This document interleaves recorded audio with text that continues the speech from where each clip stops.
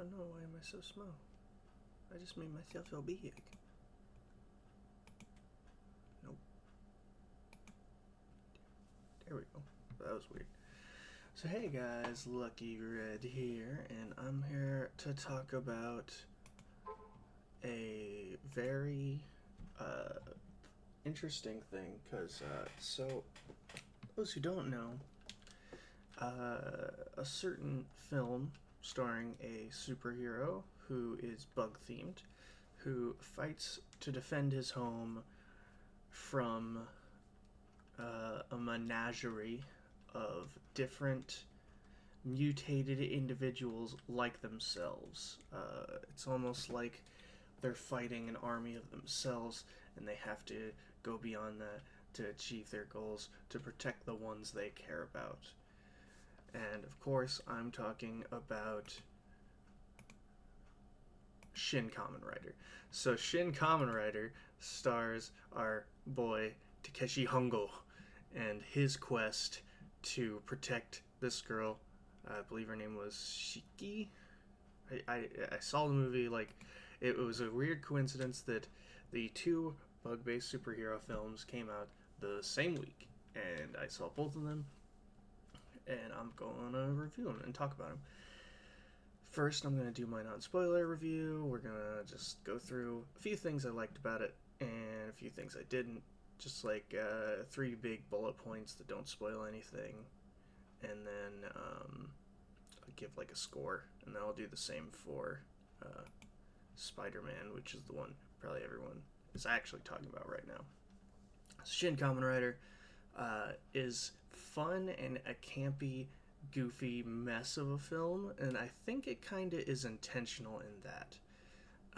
It's very much feels like they wanted to capture the insanity of the 70s show, and I think they succeeded in that regard, though there are definitely some major issues here. For the three things I did not like, you know what I'm gonna put a little text on the screen so you can have bullet points. So let's see. Here we go. Make them. Well, that's huge. Why is that so big? Oh my god, that's freaking ridiculously big. Why the? Yeah, why is it so gigantic? Oh my god. Oh my god.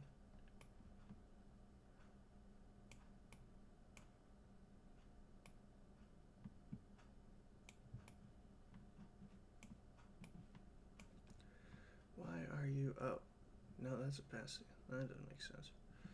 Why is it so freaking huge?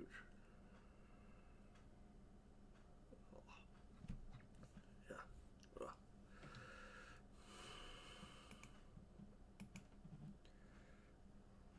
You. Let's see.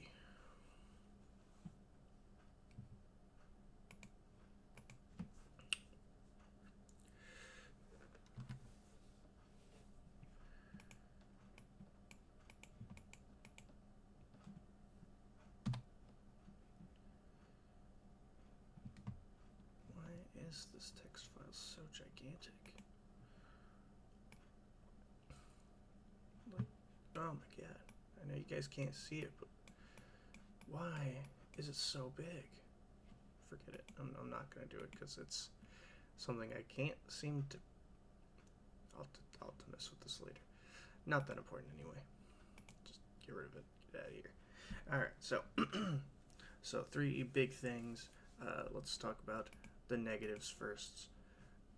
First off, probably might go from like my smallest to my biggest complaint. First off, trying to think what would be my small, like something that bugged me but not like was not a deal breaker. Pacing. It has definite pacing problems. Sometimes it's like a mile a minute, like from the start. It goes pretty dang fast. Things are happening like crazy, and then like we'll take long stops and just move very slowly.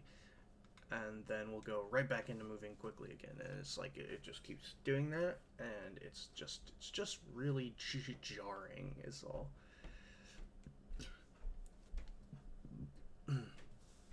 Then there's the second big issue,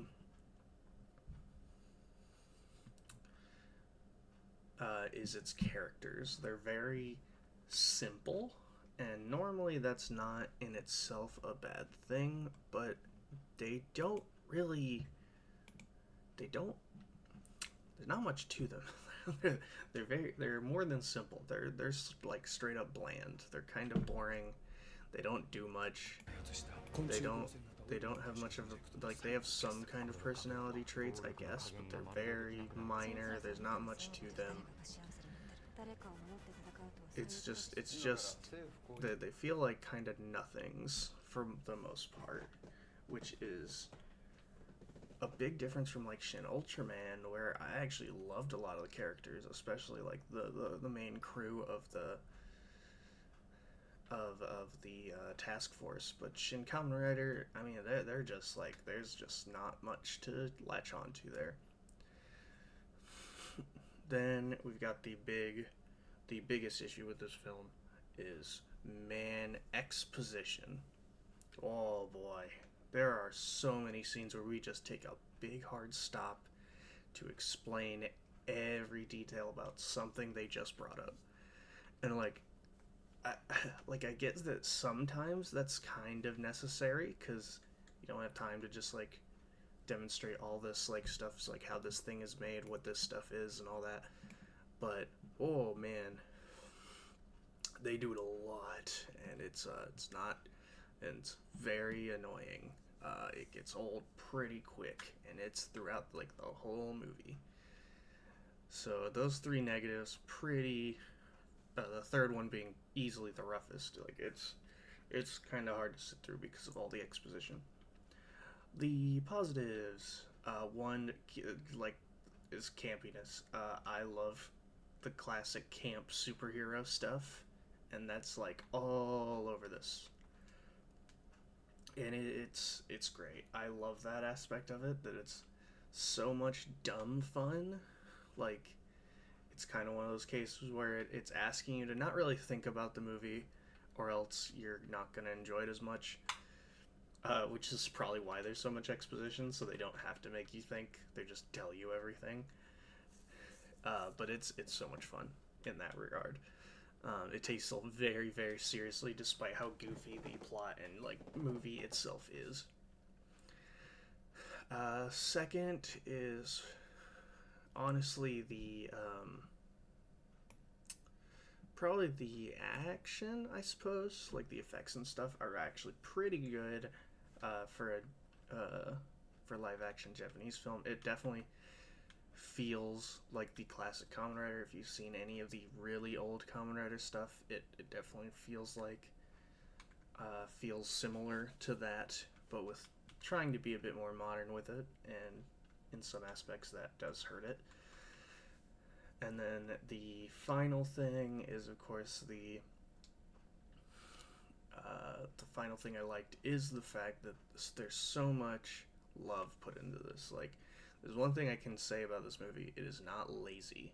They are made by people who loved Kamen Rider, and they did everything they could to make a Kamen Rider film, like a film truly dedicated to classic Kamen Rider in every way, and it's very apparent. And I definitely greatly appreciated that aspect of it. Overall, I'd say it's probably only like a, sadly, whoops. So that's probably like a 7 out of 10, maybe even a 6.5. It's kind of a rough watch, honestly. I want to love it more, and I do enjoy it myself, but it's kind of a harder watch. We'll go into more detail after this, but first let's talk about the other one. Of course, Spider-Man Across the Spider-Verse. I don't think I can actually show any of this one. I might have to just show pictures and stuff. But I mean, it's just a trailer. Maybe Maybe if I go a little smaller or something, I don't know. But like in the corner up there. So yeah, so weirdly enough, another infamous bug-based superhero film came out at the same time. This one I was actually anticipating because I was very excited for this one. The sequel to Spider-Man Into the Spider-Verse. We now have Across the Spider-Verse, which I knew going in was supposed to be a part one to a two-part thing, and which is stuff we'll get to. But first things first, we gotta talk about the two-part film aspect, or we'll get into that later. First thing we gotta talk about, of course, is the fact that my bullet points, my issues with it, I think I'm actually gonna get to last because I think my positives are a bit clearer, I guess is how I can put it. First off, the animation, like, I mean, if you've seen the first one, you knew this going in. It's a gorgeous, gorgeous film, and this film is no different. What they do with animation is incredible, and although they didn't top what the previous one is, since that one actually changed the game, they found a way to keep it even more visually interesting, and I loved it for that. Second is the action slash score, like, are both amazing and so good and so entertaining. All the how they convey actual physical motion stuff is so good. And finally, the most important part and my favorite aspect of it is character. My god, the character writing in this movie is so good. Like, I'm not even gonna count the freaking amount of cameos and like secrets and reveals and stuff and like things you can see from just looking at the background with all the characters and spider references. But man, this movie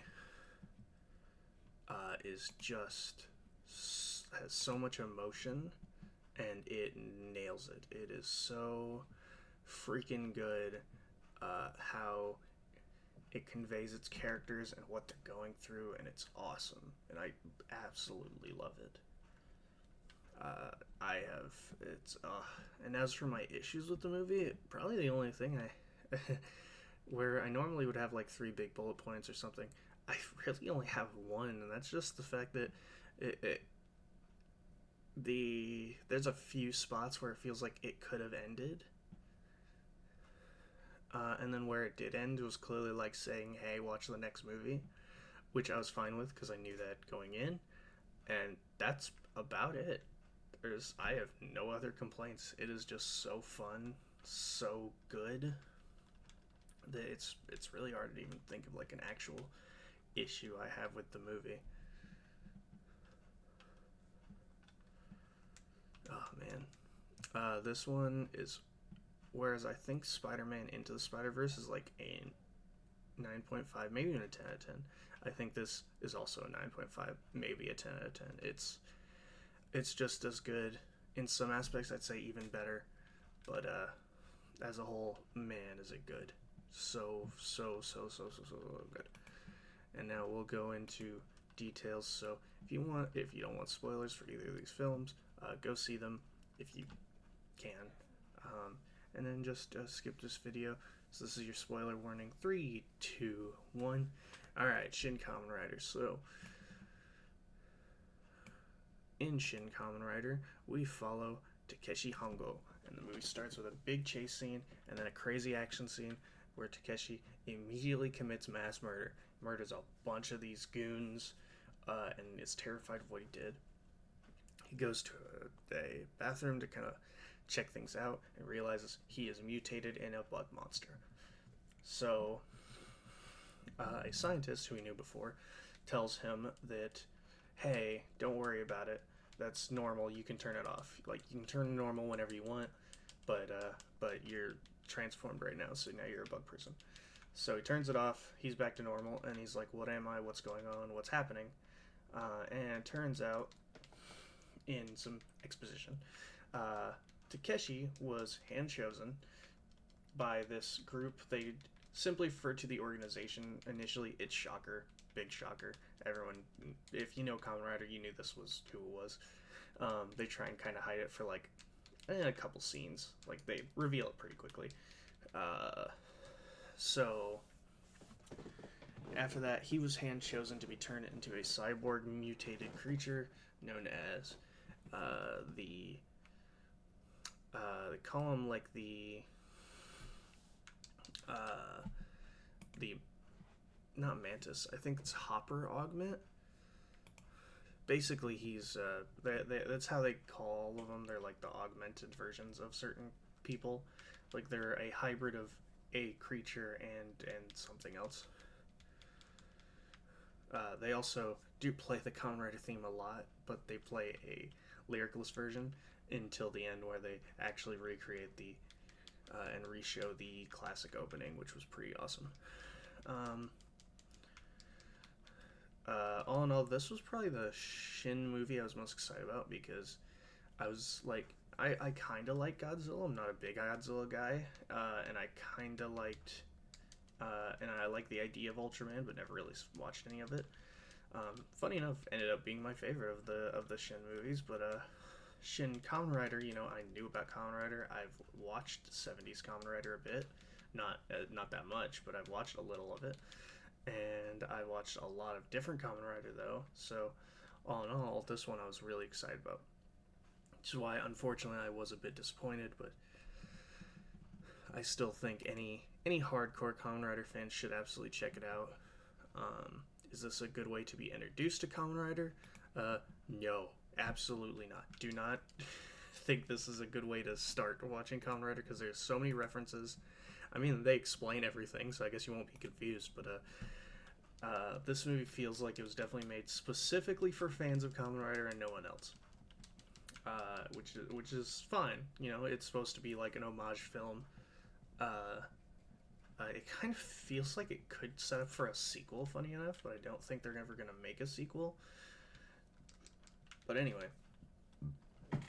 so after being told he's a enhanced bug not mutant, but they're cyborgs, but they're basically mutants instead in this movie, which doesn't really change anything.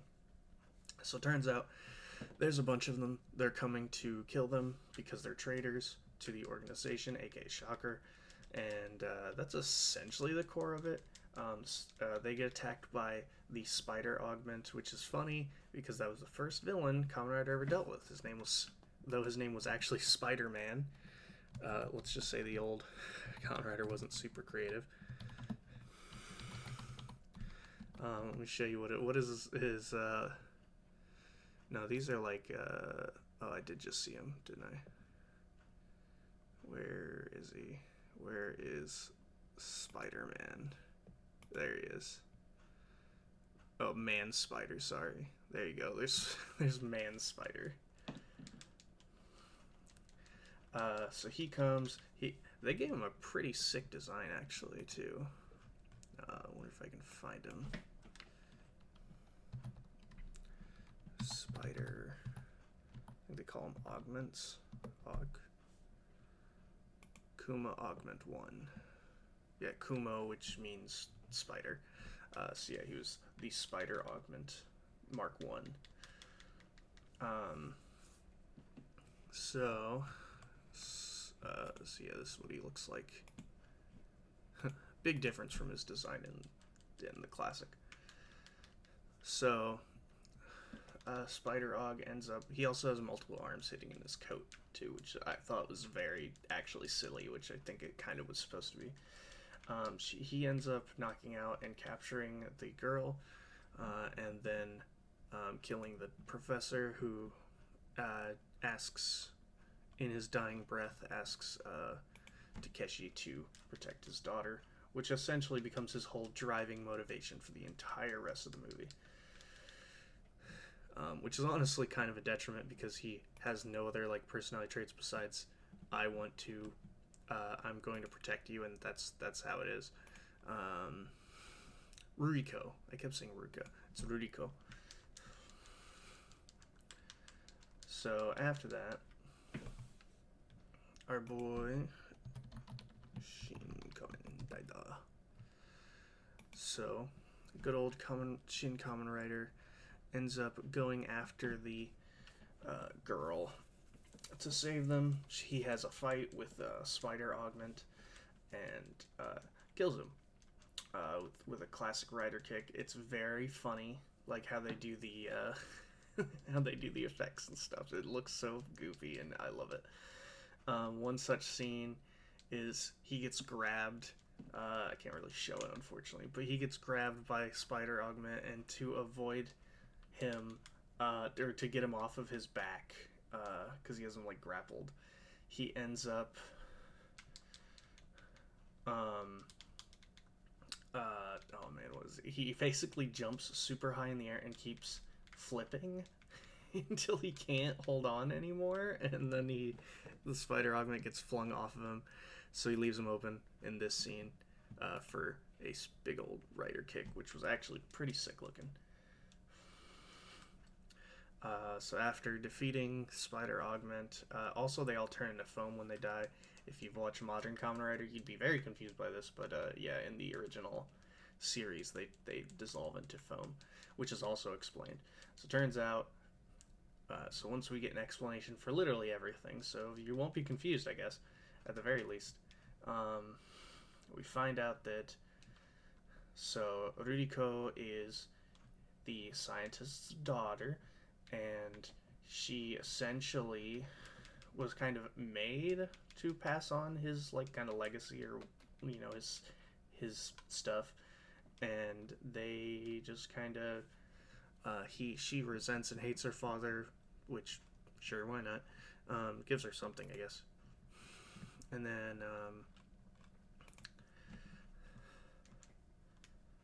and after that,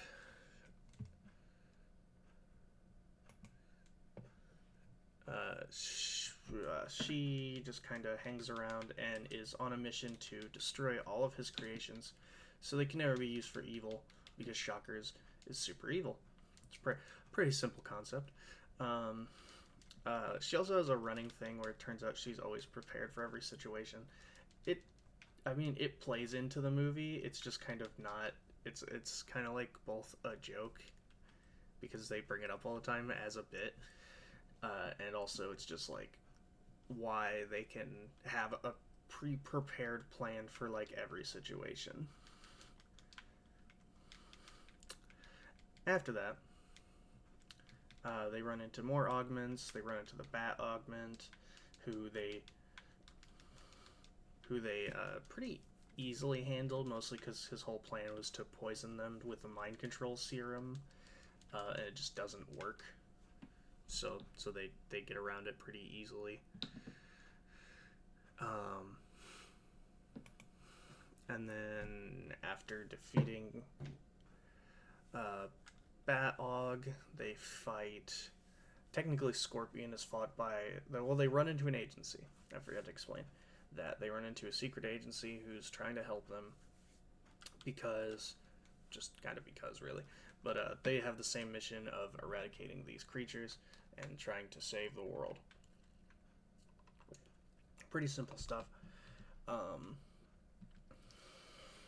After that, they meet.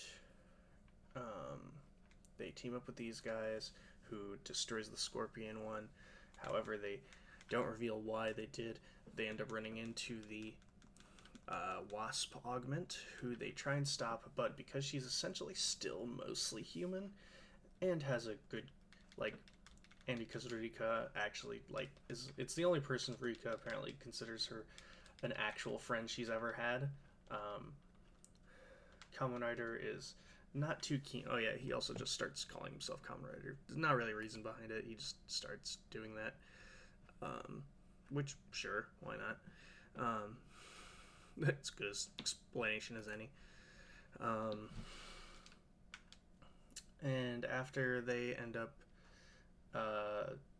trying to avoid fighting her and killing her and all that good stuff, they escape from her. They destroy her mind control field device, and then they go to fight her again, realizing they can't avoid it anymore. They end up beating her, but still refuse to kill her in the end. only for the organization agent to come in and just shoot her, which she's like, why would you do that? I'm immune to bullets. Then she bleeds out and dies because turns out they use the scorpion augments poison, like venom, to make it, which is why the agency actually chose to take care of that one themselves, is so they could have this in just such a situation where they wouldn't be comfortable with killing one of these enemies when we know they have to do that. So, this of course all leads to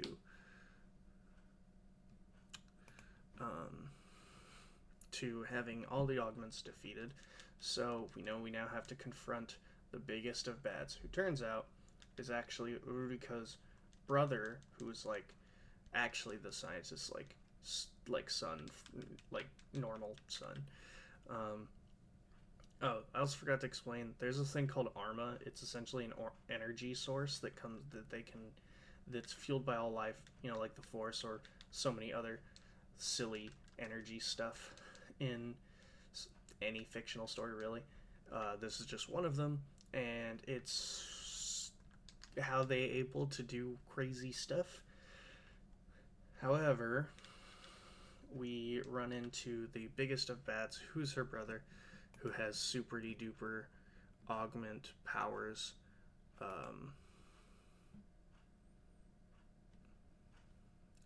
don't know if I can find a shot of her brother. Oh well. Anyway, her brother has like super duper augment powers because he's been resting in an augment machine essentially the entire time. And that augment machine has now made him super duper stronger. So much so that they can't stop him. Or, well, he basically sees them as pointless and just in the way.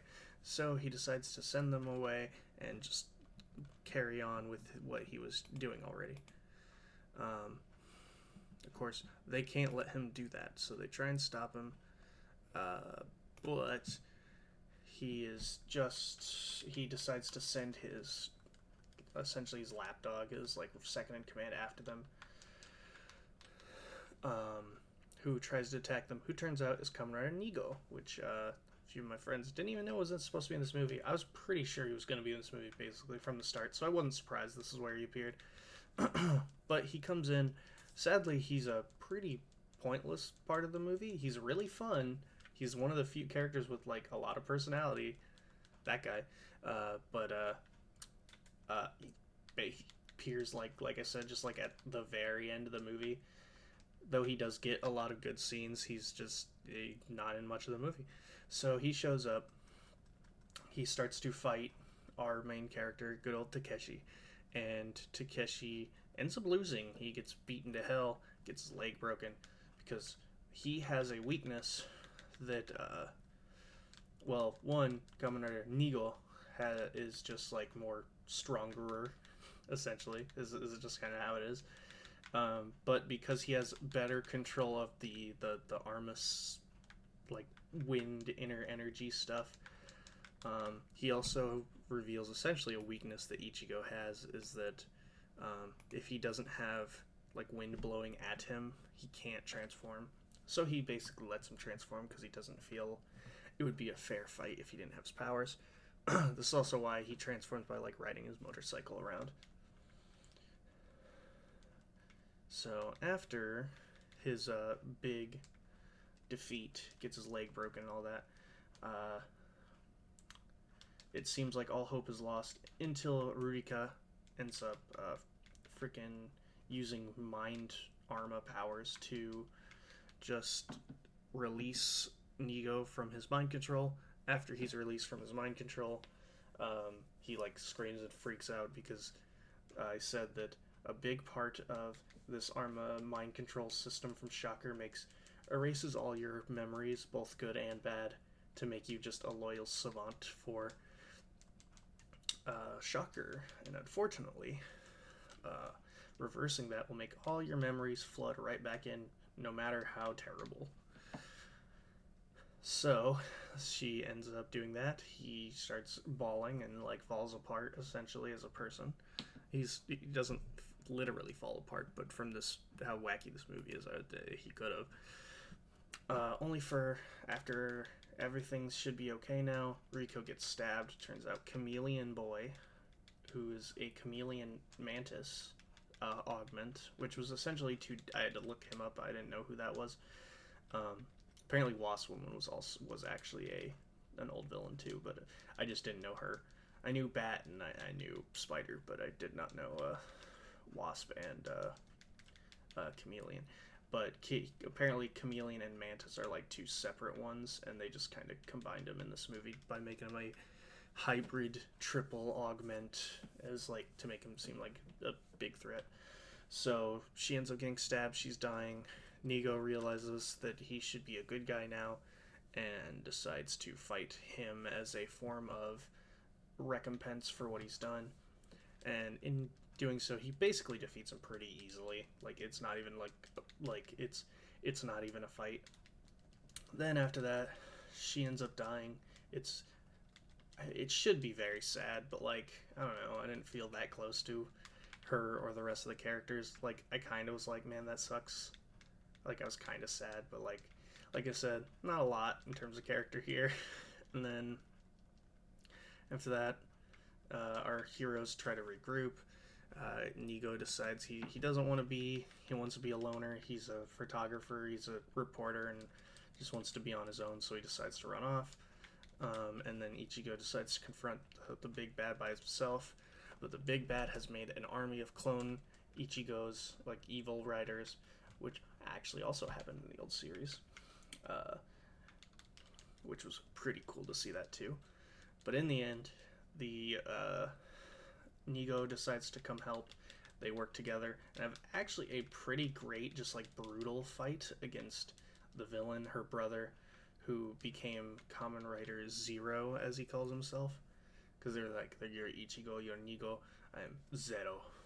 So, Kamen Rider Zero ends up confronting them both, and there's not really much else besides that. Like they have a really cool brutal fight, mostly because it's like it's just kind of them beating like it's essentially Zero beating the shit out of them while they struggle to come up with a plan and like fight back. In the end, they come up with a plan. They basically remind him of who he is by getting him his helmet off, putting on Ichigo's helmet, which has like a recorded file of her sister and like her AI, like a recreated AI. The brother ends up sacrificing himself, so that way all the augments would be gone, and then Ichigo ends up dying too from his wounds. I guess it's not. He just kind of dies. I don't know. And then Nego decides to give up on this and like move on, but the organization says that like they asked him to like Ichigo and Rurika asked him to go on to be the new Kamen Rider out of respect. He agrees only if they give him a new bike, a new suit, which is like both their suits combined with a more brighter color scheme because it's supposed to be like how it used to be. And he decides to carry on as the new one and only Kamen Rider to keep the peace, especially because those Shocker, like the main boys are gone. There's still like factions of Shocker who are making their moves, and then that's the film. It's like when things are actually happening, it's pretty good. Unfortunately, when things aren't, it's very boring. Like the kind of the kind of love romance story of Takeshi and Ruriko is okay. And like Takeshi being a tragic character is fine too. Nego basically offers nothing in this movie, which is sad because he's great. He's even great in the scenes he's in, but he's just barely in the movie. All in all, like a 6.5, 7. The action's really good. The characters are not, so it really knocks it down several pegs, unfortunately. Now the next movie, Across the Spider-Verse. Now, I know so many people who could give a better breakdown of this movie than I can, so I'm just going to do a quick cliff notes, and if you want like a really good review of this, don't watch our channel. So this movie, simply put, takes place like a year. I think it's like a couple years maybe. It's not very very long after the first film. I think it's oh no they explain it's been like a year and like 2 3 so many months, and then so it basically starts. Miles is now a sophomore in high school. He is prepping for college because they want an early start on his college since he's he's really smart. He's basically a genius in some respects. He's dealing with the fact that he's essentially growing up. He's only 15, but the fact that he's becoming an adult and that his parents are trying to get him to basically be a certain way when he's trying to figure out himself, which is something like anyone, some people still struggle with right now, like myself. And in it, Miles ends up, our boy Miles Morales, ends up trying to struggle with this fact and ends up pissing off his parents, like basically back talking them and stuff to the point where he gets himself wounded. And after that, he ends up running into Gwen, who makes a surprise appearance, which now I'll go into the fact that this movie, though obviously Miles is the main character, is mostly a Gwen Stacy movie, which I thought was pretty cool because Spider-Gwen's awesome. It's the start of the movie, we're given Spider-Gwen's like real origin, a full breakdown of it. I love how they do everybody's universe in different animation styles. Freaking doing all of her backgrounds in watercolor was so awesome, just like her own comics, and I loved that so much. So we find out about her origin, which I'm a nerd. I already knew it. I read her comics. They're very good. You should definitely check them out. If you're a fan of these movies, you'd probably like most of these characters' comics. So Spider-Gwen, aka Gwen Stacy, aka Spider-Woman, ended up basically becoming a superhero because she was bit by a radioactive spider like so many others. Problem was, it was the same spider that would have bit Peter, but bit her instead. And in it, it's kind of a weird universe because in this universe, she is the one and only superhero, period. There's no one else in the entire world who's a superhero. No Iron Man, no Hulk, no nothing. There's just Spider-Woman. Because she was so special, though, Peter Parker decides that he wants to be special too. He's bullied all the time. He's got anger issues. He's a science mate. He's super smart, biologist. He's just a straight up genius. So he starts fiddling with animal DNA, turning himself into the Lizard, not Kirk Connors. Now that he's a lizard monster, he starts to rage at the prom, tries to get revenge on the people, and in the end, Spider-Gwen stops him. But turns out she fights a little too hard, and the fact that the serum was basically killing him anyway, he ends up dying. She blames herself, and she gets caught when she's like cradling his body. So she becomes public enemy number one, seen as a kid murderer for no reason. And she's been on the run essentially ever since, trying to juggle being in a band, living her life, and being hunted by the police, which the chief of the captain, the police captain of the city, is of course her dad, which makes things not only awkward but very, very difficult. So after that, she ends up, we skip some time later to where after the events of Spider-Verse, she ends up still being a hero around town, dealing with the police and her actual menagerie of villains. She hears about a report of the Vulture. She's a bit surprised because she was like, well, I beat the Vulture already. Why is he doing his thing? Turns out, because it's not her Vulture. A Vulture from another dimension shows up. And then Miguel O'Hara, who was awesome in this movie, played by Oscar Isaac, comes in and, with the help of another spider person, a Spider-Woman from another dimension, ends up working together to take down the Vulture. She, feeling that she's tired of running, tired of dealing with all this stuff, Gwen decides to reveal her identity to her father, who decides to attempt to arrest her anyway because it's his duty. After that, they, thanks to the other Spider-Woman, they're able. Miguel decides to let her join their crew, and it turns out there's an entire group of spider people, the Web Warriors. They're not given a name, thankfully. They're just kind of like called a group or an organization or a team who helps the dimension from the Spider-Verse from falling apart. So at the same time, Miles, before he gets grounded, ends up dealing with a supervillain known as the Spot. The Spot is a classic Spider-Man villain who has come back a few times, who's become from a goofy, silly classic villain to like an actual terrifying threat of villain, and that plays so much into this movie. Initially coming in as a bit of a joke, being Miles's first like proper direct villain, because turns out when he shut down that collider that was creating the dimensional hole, he was there, and the backlash mutated him and turned him into essentially a sentient portal monster man. And after a conflict with Miles, where Miles just belittles him the whole time, the Spot decides that he needs to become better. He needs to become his greatest enemy. So Gwen shows up after he gets grounded. She just kind of spends the day with him. They have essentially a little date. There's a lot of will they, won't they romantic tension throughout this movie, which I love because those two are adorable together. I love it. Complicated teenage angst all over the place.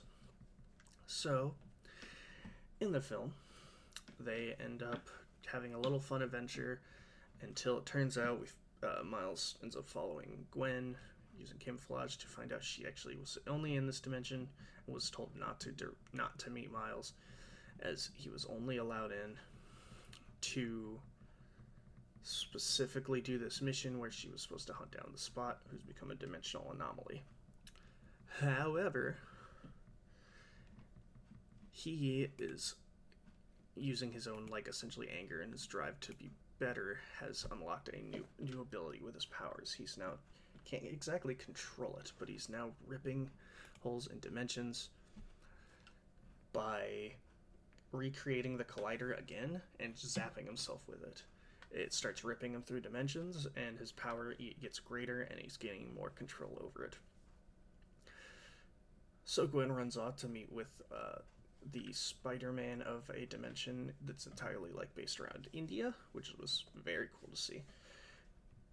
And Miles follows her against without her knowing, which ends up causing a lot of problems. Then, thanks to Miles' help, they're able to help the Spider-Man of India save the day, they tried to stop Spot. They failed to do so. He got hit with another collider and got even more powers from Alchemax. After that,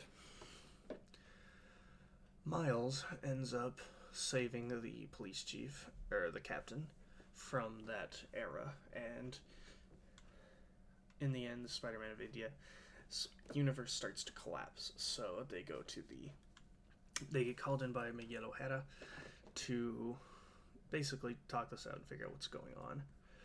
Turns out, or at least we find out after meeting a bunch of different spider people and all this other world stuff.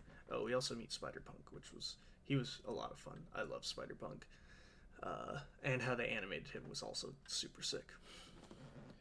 So they meet Miguel O'Hara, who is a hard ass, and the hardest of hard asses, because after he found out about this multiverse business, he, living his terrible, extremely sad life that he does in the comics, realized in one timeline he ends up being shot, but he was happy, he had a wife and family, so he decides to show up there. He decides to go in and essentially replace the late Miguel O'Hara, and when he does, it causes the entire dimension to unravel and fall apart. So, our boy Miles ends up finding out about this, and it turns out the reason that India Spider-Man's universe is collapsing is because if there's ever a temporal spider anomaly, there's if you watch a lot of like crazy sci-fi stuff, like I don't know, like Doctor Who, which is very silly with it, but there's essentially points that you can't change. There's certain events in history, or in this case, in dimensions and time, that have to happen. They call them canon events. These events canonically must happen. The two things, then there's like two big ones they always bring up, is the death of Uncle Ben, which is basically the loss of the hero's uncle, and the other side of that, the loss of the captain of the police captain. Which is unfortunate because Gwen's father is a police captain who has not died yet, but they know it's going to have to happen essentially. And Miles' father just got promoted to captain. So they brought him here after all this meddling started happening because they decided that they couldn't let him leave. He had to stay here until his father would be killed by Spot, causing the canon event to happen, and if it didn't, his universe would fall apart. So they had to let it happen. He's, of course, not cool with this at all and tries to stop it. Or is going to. But Miguel and all the other spider people try and stop him until he has a firm talking to with basically every spider person there, which is, and then we get like the big emotional weight of what matters, what's a hero, what really needs to be done, all this good stuff. And in the end, Miguel decides to stand opposed to this, comes up with a great plan to stop all these spider people for now, and ends up jumping in this portal device they have, which scans your DNA and sends you back to the dimension you came from. After this, Gwen is seen as a liability and is sent back to her dimension too. However, thanks to help from Spider-Punk, who basically quit because he doesn't like corporations like this group, ends up leaving her his time watch thing to teleport through dimensions. And so because of that, she can go help Miles after all this is happening, because at the same time, so she goes to see his family. They're very worried about him, but she agrees she's going to bring him back by any means necessary. Because there's a catch. So, although his family is being watched by Spider-Woman, Ben Reilly, who I'm so glad was here. I love Scarlet Spider, and I love what they did with Scarlet Spider. I don't care what anybody says. Don't be upset about that. That was fantastic. My deep backstory.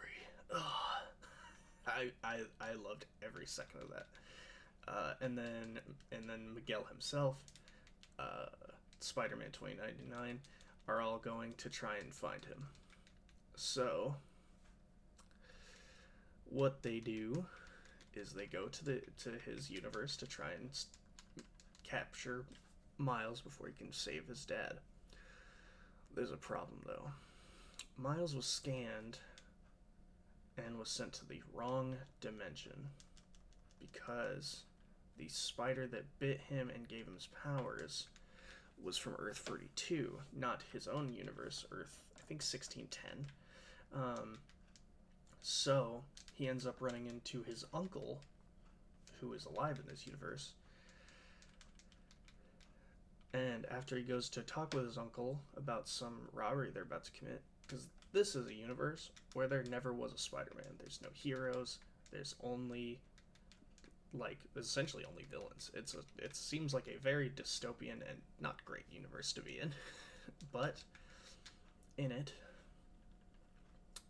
he ends up getting captured and wants to talk to his Uncle Aaron because his father is going to die unless he helps him, because they're from another dimension, all that good stuff. Except then he finds out his uncle, is not the Prowler. And then we meet the Prowler of this universe, who is him, Miles Morales, because in this universe his father dies. He has to go to his uncle. As we know in the main timeline, he already gets influenced by his uncle anyway. But in this universe, he never meets Parker. He never gets spider powers, so he never gets turned to the right path. So instead, he becomes the Prowler and commits to his life of crime, and the film fades to black. It's kind of an unfortunate end, because it just kind of ends, but It leaves a lot for the sequel. The story and characters all there. It's really good stuff. It's probably a 9.5 or a 10 out of 10. The character stuff is great. The animation is stellar. The action is amazing. The comedy is hilarious. Like, I love this movie.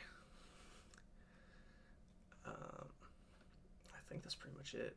The next film comes out next year, so I'm ready for that immediately, and I hope everyone else goes and checks it out too. I think the creators are amazing. They've done great stuff basically across the board. Clone High's fun, and of course these Spider-Verse films are just S plus tier, man.